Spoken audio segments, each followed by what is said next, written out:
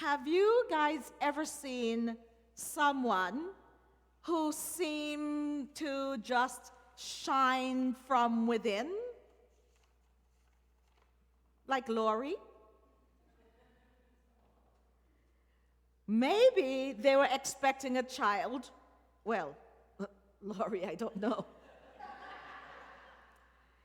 Maybe they glow because they're expecting a child, or maybe they're deeply in love, or maybe they're filled with excitement about a new chapter in their life. And we often say, "You're glowing," when we see someone radiating joy and purpose and inner peace. In Exodus 34, something similar happens, but it's on a spiritual level. So Moses spent some time on Mount Sinai, reflecting on wisdom and purpose and the responsibility of leading his people and certainly connecting with God. And when he came down, something bizarre happened. His face was shining so brightly that the people were amazed and they were a little frightened. A similar moment happened in Luke 9 with Jesus and his closest friends. Jesus goes up into the mountain to reflect, and in that time of deep contemplation and connection, his face started glowing. And the disciples witnessed something profound, a transformation that shows the power of connecting with God, of deep reflection, and of purpose. Both these stories remind us that real transformation happens when we take time to reflect, to seek wisdom, and to open ourselves to something greater than our daily routines. So today, let's ask, are we giving ourselves space to reflect and grow? And do people see a difference in us when we live with purpose and meaning? I mentioned Lori earlier because I see it in Lori. Moses didn't make himself glow. It was a result of his time on the mountain connecting with God, reflecting and learning. And he came back to not only changed in appearance, but also changed in perspective. You know, we may not physically glow or shine, but when we take time for reflection, for personal growth, I think people notice. When we step away from distractions and connect with what truly matters, our attitudes shift.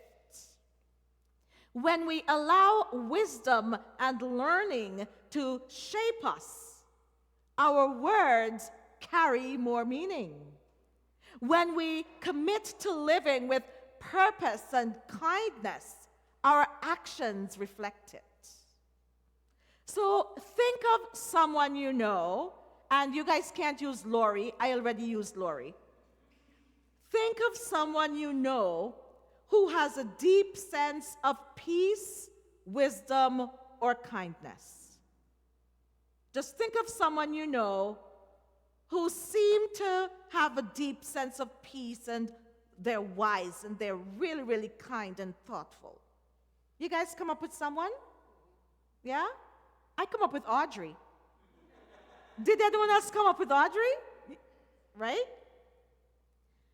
Well, they stand out not because they try to or want to, but because they have cultivated something meaningful within themselves. So here's a question. Are we making space in our lives for personal growth and reflection, or are we just moving from task to task without taking time to grow. When Moses came down the mountain, his face was so bright that the people were afraid to come near him. Instead of celebrating, some of them were uncomfortable with the change that they saw. I probably would be too. The same thing happened to Jesus' disciples at the Transfiguration. They saw him differently, and it shook them, and they weren't sure how to react.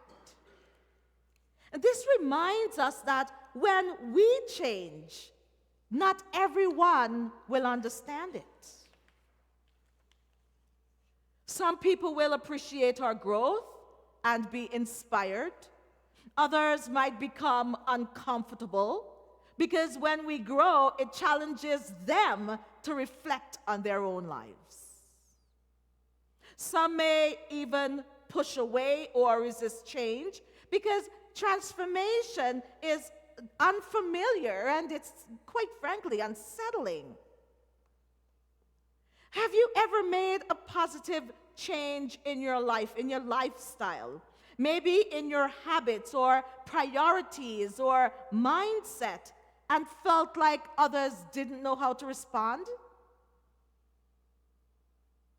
I once talked to someone, a lady, who gave up drinking. And she lost the bulk of her friends because of it. And she was so hurt. She was hoping to be able to continue the relationships with her friends, with her just not drinking anymore. And she had grown where they had remained stagnant, and her friends didn't want anything to do with her anymore. I was telling her that she probably needed some new friends. Moses and Jesus didn't hide their transfiguration or transformation just because the others were unsure. They continued to lead and to teach and to live with purpose. Are we willing to grow even when it sets us apart? Even when we're going to lose friends or family from our lives because we're in a different place? Moses' face didn't stay bright forever. Every time he went back to reflect and to seek wisdom, every time he went back up the mountain, the glow was renewed. And this tells us something important, that growth isn't a one-time event, it's an ongoing journey. Growth is an ongoing journey.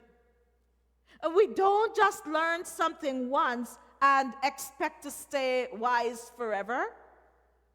I learned something today, that's enough. I'm wise beyond measure. Sometimes when we go on social media and listen to some people, we think that's their perspective on life. Some of them don't even learn anything and they think they're geniuses, right? We don't have one meaningful experience and expect it to sustain us for years. We must keep seeking wisdom, keep learning, keep evolving. And this is why Jesus took time away to pray and reflect, even as a leader and a teacher. And this is why the United Church makes sure that every minister gets time and a little allowance for Con Ed to continue studying. So here's a personal reflection, a question. Are we making time to step away from the noise of life, to listen, to learn, and to grow? Or are we just relying on old experiences to sustain us? After the transfiguration, Peter wanted to stay on the mountain. He said, let's build a shelter and stay here. But Jesus led them back down the mountain because transfiguration, transformation isn't just for private moments. It's meant to be carried into our daily lives. Likewise, Moses came down from the mountain to share what he had learned with his people. He brought down the 10 Commandments. True personal growth isn't meant to be kept to ourselves. If we've found clarity, do we share that wisdom with others?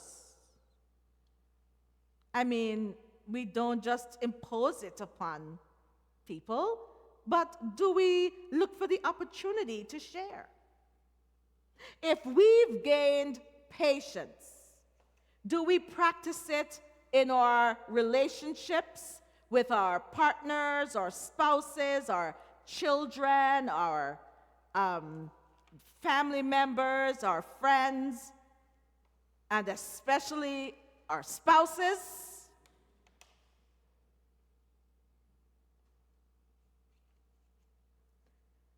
If we've discovered joy, do we bring that energy into our communities?